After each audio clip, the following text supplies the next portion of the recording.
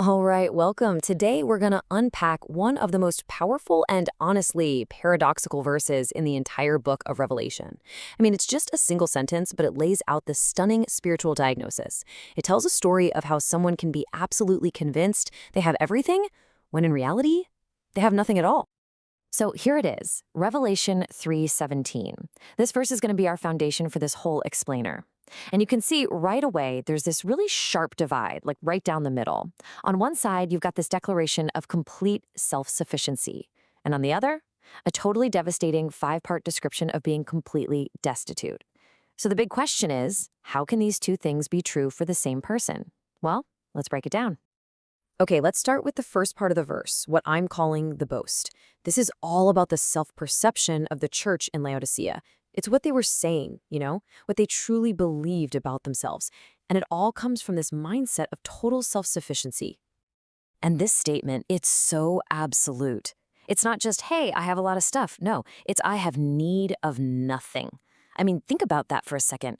That is a profound declaration of independence. They looked at their money, their comforts, and basically concluded, we're all set, we're complete. And that is such a dangerous assumption because it leaves absolutely no room for God. Now, the source material actually gives this mindset a pretty specific name, the natural man mind. And it's basically a state of being where we start to mistake our physical possessions for real life. It's that confidence that's built on stuff we can see and own, and it creates this false sense of security that is the total opposite of a genuine dependence on Jesus. So that's their perception, right? That's what they see in the mirror. But then the verse just pivots hard. It switches to a completely different perspective, God's assessment of their actual spiritual condition. And what he says is a direct five-part contradiction to their boast. Let's look at each piece of this divine diagnosis. First up, God says they are wretched. And look, this isn't just about feeling a little sad or having a bad day. The original Greek word here points to something much deeper, a hopeless state of misery that comes after you've tried everything in your own power and failed. It's that inward cry of a soul that is finally realizing, I can't save myself. And this cry isn't just unique to the Laodiceans.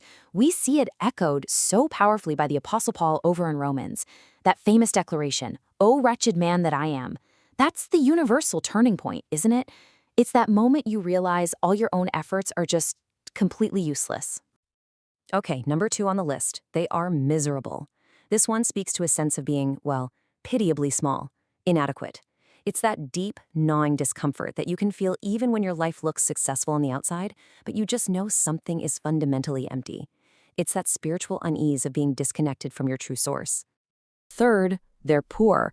I mean, this is the most direct contradiction to their boast, right? They thought they were rich, but while they were rolling in material wealth, they were spiritually bankrupt. They had zero currency in the economy of heaven because they weren't rich toward God. All their wealth was temporary and, in the end, totally worthless.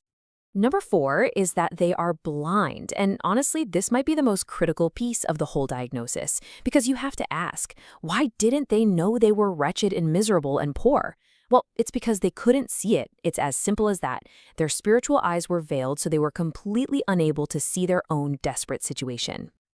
And finally, number 5, they are naked. This one is so powerful because it echoes right back to the story of Adam and Eve in Genesis. It's about a state of spiritual exposure and shame. So even though they were probably wearing the finest clothes money could buy, they were spiritually uncovered. They were lacking the one thing that can truly cover a person before God, the righteousness of Christ. So when you put these two completely conflicting views together, you really get to the core of the issue. What we have here is this dramatic head-on clash between perception and reality. It's what the Laodiceans said about themselves versus what God knew was actually true. And this really illustrates that disconnect perfectly, doesn't it? Look at the two columns. On one side, you have what they say. I am rich. I've increased with goods. I need nothing.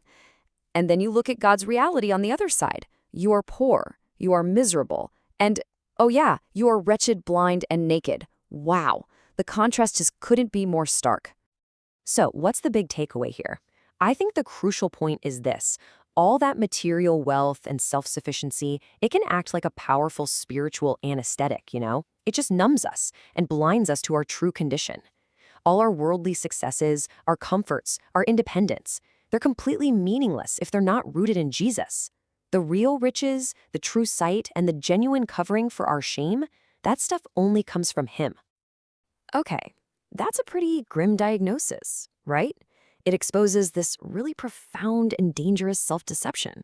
So naturally, that leaves us with the most important question of all. If this is the disease, what's the cure? Well, thankfully, a divine diagnosis is always followed by a divine remedy.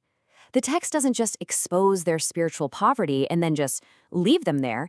No, it immediately points them toward the one true path to lasting wealth. And the very first step is a fundamental shift in what they confess. It means completely abandoning that proud declaration of "I need nothing" and instead embracing the humble, dependent prayer of "I need you every hour." It's a total switch from independence to complete dependence. And this builds into a really clear call to action. The remedy is simple. Come to Jesus exactly as you are. Come poor, and He'll make you rich in what matters. Come blind, and He'll give you sight. And come naked, so He can clothe you in His own righteousness. Ultimately, the source text makes it crystal clear. The remedy for their condition wasn't a change in their bank account. It was a change in their Lord. The solution wasn't more stuff. The solution was and still is a person, Jesus Himself. He's the one who provides the true spiritual gold, the white clothing, and the eye salve that they so desperately needed. And that leaves us with a final thought to chew on. This verse was written to a really prosperous church in an ancient city, but its message is absolutely timeless. So it leaves us with this question for today. In our modern world, a world that just celebrates and prizes self-sufficiency above pretty much everything else, where do we find our true wealth?